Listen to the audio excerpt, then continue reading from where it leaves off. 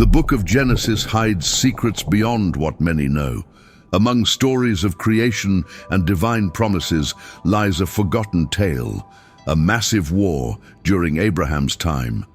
This epic battle involved powerful kings marching against an army of 10,000 giants. Could these giants be the same Nephilim mentioned in ancient texts? Who were these kings? Which nations fought in this war? And why was this amazing battle removed from history books? The truth is even more surprising than you might think. Old records tell of 3 different types of giants, each with special abilities. These beings stood much taller than normal humans and were thought to be the last survivors from a forgotten time. This is the story of how a great war unfolded and the secrets it still holds. A huge war happened during Abraham's days. Mighty kings fought in a battle that would be remembered forever. But many don't know that this wasn't just a war between normal humans. There was something much bigger involved. Genesis chapter 14 tells about a battle between 4 kings and 5 others. Hidden in this Bible story is a surprising truth. The war also involved 10,000 giants. Who were these kings? What nations were part of this conflict? Most importantly, who were these giants? Where did they come from? What happened to them after the battle? Let's explore the mysterious story in Genesis 14, where details of this war are revealed. Genesis tells us, in the days of Amraphel king of Shinar, Arioch king of Elasar, Chedorlaomer king of Elam, and Tidal king of nations, they made war with the kings of Sodom, Gomorrah, Admah, Zeboim, and Bela, also called Zoar. All these kingdoms joined battle in the valley of Siddim, now the Dead Sea. For 12 years, the 5 kings had served Chedorlaomer. In the 13th year, they rebelled. In the 14th year, Chedorlaomer and his allies came to fight. They defeated the Rephaim in Ashtaroth Karnaim, the Zuzim in Ham, and the Emmim in Shaveh Kiriathaim. They also conquered the Horites in their hill country, all the way to El Paran by the wilderness. Then they turned back and came to En Mishpat, now Kadesh. They struck the whole country of the Amalekites and also the Amorites who lived in Hazazon Tamar. Then the kings of Sodom, Gomorrah, Admah, Zeboim, and Bela marched out and formed battle lines against their enemies in the valley of Siddim. They fought against Chedorlaomer king of Elam, Tidal king of nations, Amraphel king of Shinar, and Arioch king of Elasar. 4 kings against 5. The valley of Siddim was full of tar pits, and as the kings of Sodom and Gomorrah fled, some fell into them. The rest escaped to the hills. The 4 kings took all the goods of Sodom and Gomorrah and all their food, then left. They also captured Lot, Abram's nephew, who was living in Sodom, along with his possessions. Someone who escaped came and told Abram the Hebrew about what happened. Abram was living near the oaks of Mamre the Amorite, brother of Eshcol and Anna, who were allies of Abram. When Abram heard that his nephew was captured, he gathered 318 trained men born in his household and went after the kings as far as Dan. During the night, Abram divided his forces against the enemy, defeated them, and chased them to Hobah, north of Damascus.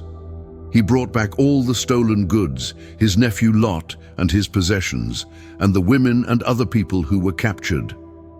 After Abram returned from defeating Chedorlaomer and the kings with him, the king of Sodom came out to meet him in the valley of Shaveh, known as the King's Valley. This biblical account shows events of impressive scale, but there's still more to discover. Let's explore who these kings were, their kingdoms, and their roles in this battle. Most importantly, let's understand the secret behind the 3 races of giants who fought in this epic war. First, who was King Amraphel? In ancient texts, his name appears differently. Amraphel in Hebrew, Amarphel in Greek, and Amraphel in Latin. His origin goes beyond mere words, coming from a mysterious land called Shinar. Shinar was an ancient name for Sumer, the birthplace of early civilizations. This region, also known as Babylon, was a center of power and knowledge. Some traditions say the first human empires grew there under the guidance of ancient gods. In Genesis 14, Amraphel appears as one of the 4 kings who went to war with their allies. Together, they destroyed Sodom and nearby cities in the bloody Valley of Siddim battle. Even more surprising, they faced enormous creatures that regular history books try to erase from human memory. But who was Amraphel really? Some scholars believe this name hides an ancient Sumerian title. Some suggest he was Kudur-Lagamar, a Sumerian ruler whose name means the great person. This connection comes from Sumerian language structure, where Kudur might match the Am prefix in Amraphel. If this theory is right, Amraphel wasn't just a normal king. He may have been one of the last rulers who knew forbidden secrets from before the Great Flood.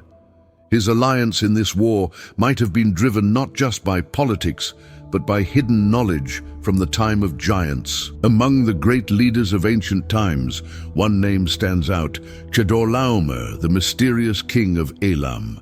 His kingdom covered the land of the Elamites, one of the oldest Semitic peoples, direct descendants of Shem.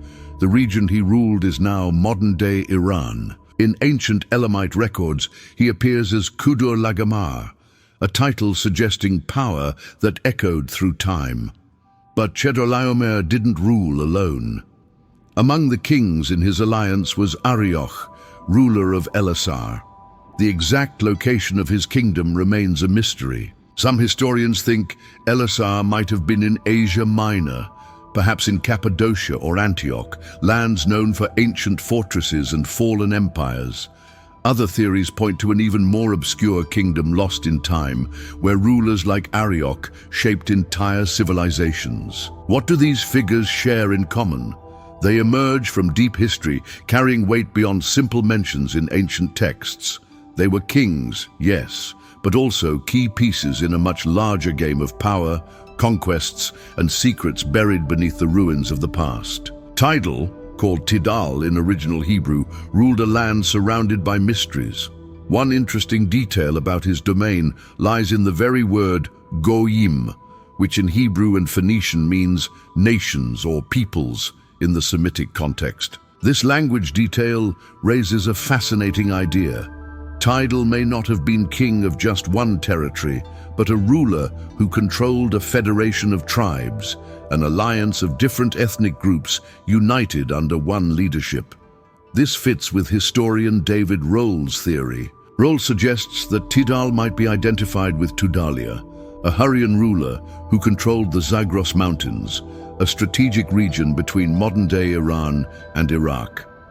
If this connection is true, the mystery of Tidal deepens further.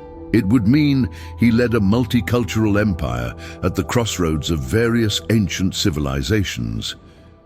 Looking at the bigger picture, the alliance of kings in ancient accounts shows a complex network of nations working together against a common enemy. Among the most mysterious accounts in the Old Testament is an event of epic scale, a massive war between 4 kings and a colossal army of 10,000 giants from 3 different races.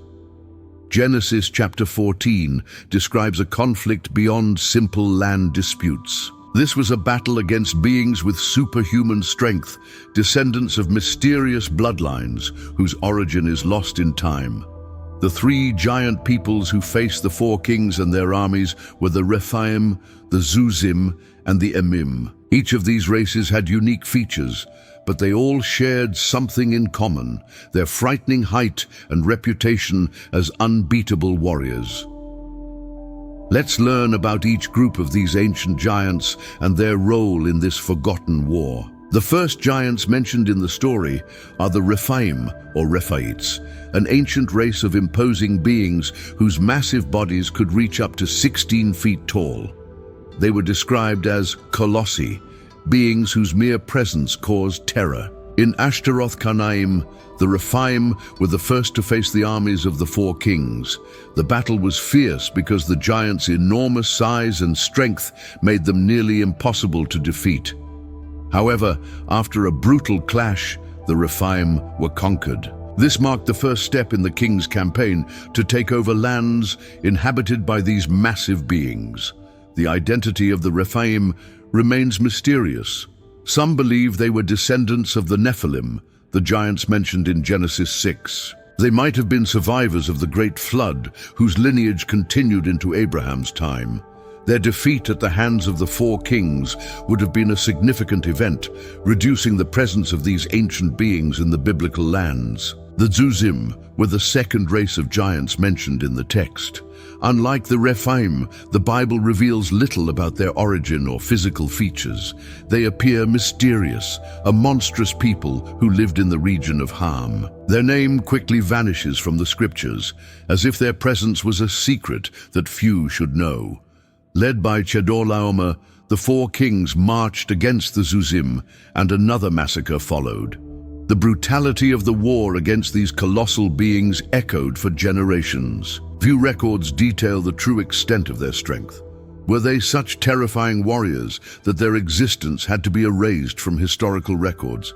Or were they the last survivors of a forbidden bloodline whose memory was deliberately suppressed? Whatever the truth, the Zuzim faced the same fate as the Rephaim, defeat at the hands of the four kings and their armies. This pattern of systematic elimination suggests the kings were on a mission to rid the land of these giant races for reasons beyond simple conquest. The third race of giants faced by the four armies were the Emmim.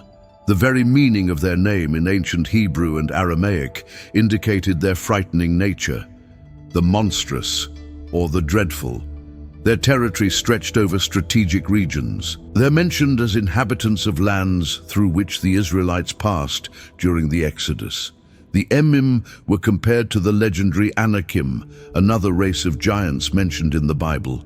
The Moabites considered them equivalent to the Rephaim. This suggests they belonged to the same lineage of ancient titans. Their tusks, colossal hands, and massive bodies created fear even in the most well-trained armies. But despite their devastating strength, they too were defeated by the coalition led by Chedorlaomer. The Bible doesn't provide detailed accounts of this war, but its significance is undeniable.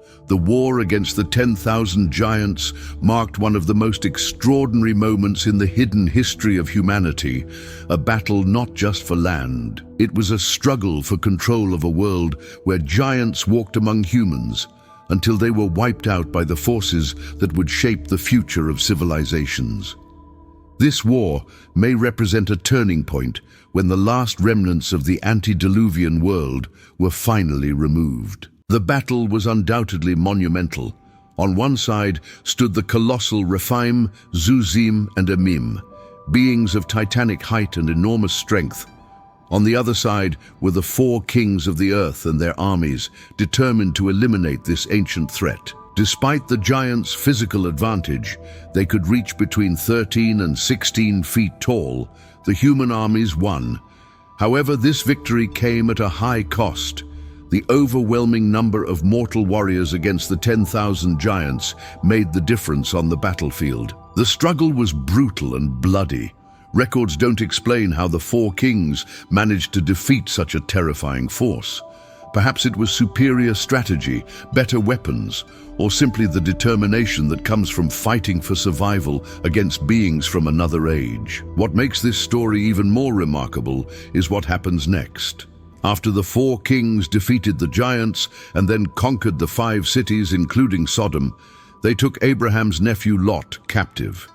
When Abraham heard this news, he gathered just 318 trained men. With this small force, Abraham pursued the four kings who had just defeated 10,000 giants.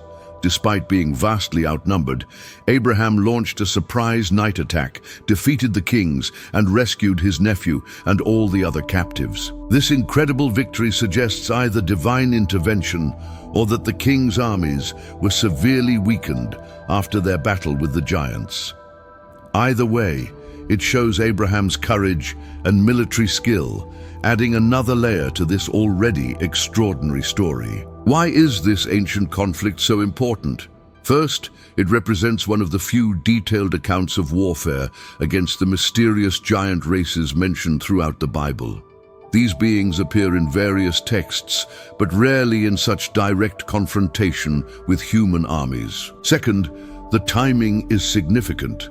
This war happened after the Great Flood, but before the establishment of Israel, during the time of Abraham, a pivotal figure in biblical history. It suggests a transitional period when the world was still dealing with remnants of an earlier age. Third, the systematic defeat of 3 different giant races suggests a coordinated effort to remove these beings from the land.